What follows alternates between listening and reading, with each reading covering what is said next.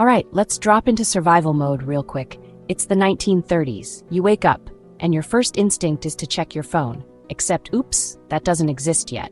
Instead, your window is covered in blackout dust. Your mouth tastes like sand, and your lungs, yeah, they're struggling. You walk outside, and boom, the sky is black. The air is thick. You try to breathe, bad idea. The wind is throwing sand at your face like you just got caught in a desert storm. And guess what? This is your everyday life. Wait, hold on. So this is like Mad Max, but with farmers? Oh my god, Pedro Pascal is not here to save us. Is he? Nope. No Pedro Pascal. No Chris Pratt. Not even a random old man offering cryptic advice. Just you, your dying crops, and the sky actively trying to evict you. The Dust Bowl, man. One of the worst environmental disasters in American history. Imagine going outside and seeing nothing, just dirt, flying everywhere. People literally had to cover their faces with wet cloths just to breathe. And for farmers, this wasn't just a bad day. It was the end of everything they had built. Their crops, gone, their land, ruined, their income, non-existent. Okay, but why did the Earth just rage quit on these people? Because humans did what we always do, and overdid it. Farmers had been plowing up the land like crazy for decades. No breaks, no conservation, just plant, harvest, repeat. It's like, imagine all you eat is flaming hot Cheetos and chug Monster Energy drinks every single day, and never drink water. You're good for a while, but then, boom, your stomach gives out. Same thing here. By the time the drought hit in 1931, the soil was so overworked that it just turned to dust. And then, 7 years of no rain. And here's the thing. The Great Depression had already wrecked the economy. Farmers were struggling to pay their loans because the banks that were supposed to help them, collapsing left and right, so when the Dust Bowl hit, it wasn't just bad, it was a knockout punch.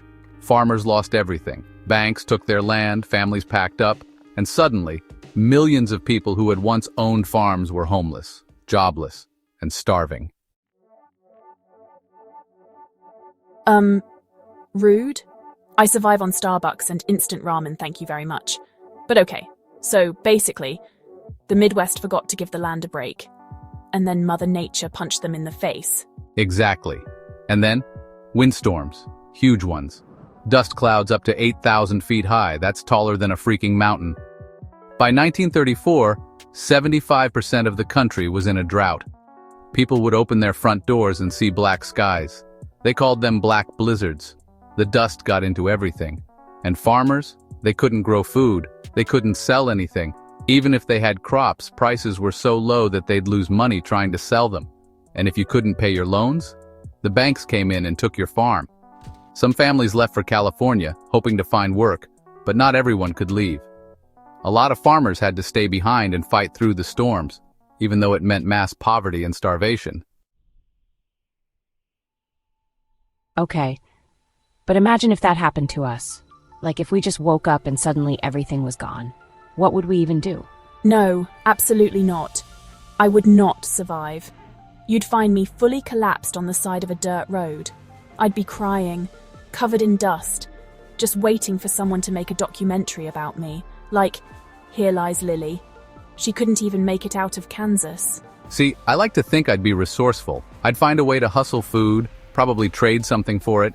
But realistically, I would absolutely go full con artist survival mode. I'd show up at some rich guy's house and be like, hey, did you know I'm a professional food critic? I should probably taste test your food for safety. If that didn't work, I'm starting a fake psychic business. Yes, the spirits tell me you will be rich if you feed me. Boom, I eat for another day. Look, you gotta adapt. You laugh, but times were hard. You do what you gotta do to survive. Okay, strategy time. If I suddenly woke up in the Dust Bowl, first I'm raiding every abandoned farmhouse for supplies. You know, people left stuff behind. Then I'm finding a group, because if The Walking Dead taught me anything, it's that going solo is how you die. Strength in numbers. After that, we move west together. Justine, that's literally a video game strategy. Yeah? Well, I'd rather play smart than end up face down in a dust pile. Survival is about knowing the mechanics. Look, all I'm saying is, if I'm stuck in the Dust Bowl, I better not be hungry. I'll work for food.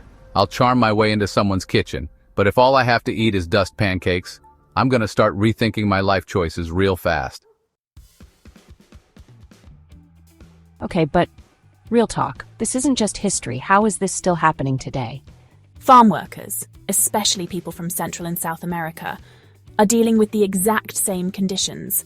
Low pay, bad treatment, no protections. It's like history just glitched and replayed itself. And this is where FDR comes in. Franklin Delano Roosevelt. Big man Roosevelt took one look at this mess and was like, all right, we gotta fix this. But instead of just handing out money, he was like, nah, let's put people to work. His New Deal programs had people planting 200 million trees to stop wind erosion. The Farm Security Administration, FSA, stepped in too, helping farmers relocate, rebuild, and start over in new areas. Basically, an early version of We Broke the Earth. Let's try to fix it. Okay, but why does this sound like early climate change policy? Where is that energy now? Right? We could use some of that in 2025. Instead, we're out here acting shocked when wildfires turn the sky orange, and people are just like, huh, that's weird. And we're still having that debate. Extreme weather keeps getting worse. People keep getting displaced, and the same argument comes up. Should the government step in, or should people just figure it out themselves? All right, so we've talked about how the Dust Bowl absolutely wrecked the Midwest. Dust storms, failed crops, people losing everything. But let's talk about what this actually means for today. Because guess what? This kind of disaster, still happening. Wait, hold on. You're saying we still haven't figured out how to handle droughts? Like, almost 100 years later? Yep. And here's the thing.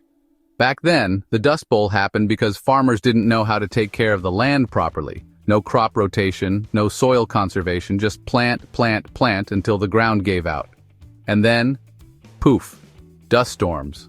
No food, chaos. And now, we actually do know better, but we're still making some of the same mistakes. California, which grows most of America's fruits and vegetables, has been dealing with mega droughts for years. And every summer, we hear the same thing. Water shortages, dying crops, wildfires, extreme heat. Sound familiar? Okay, but this is giving major history repeating itself energy. What are we supposed to do? Just hope it magically rains more? That's exactly the problem. Farmers today are in the same position as the ones in the 1930s. Except now, it's climate change making it worse. The land is drying up, and farmers are struggling to keep up. Some of them have even had to abandon their farms and move, just like the Dust Bowl farmers did. And here's where it hits even closer to home. Think about how many people today have had to move to new places because of extreme weather. Families losing their homes to wildfires, hurricanes, flooding, it's all connected. The Dust Bowl wasn't just a one-time thing, it was an early warning. And we are still ignoring it. So what you're saying is, we learned nothing. Great, cool. Love that for us.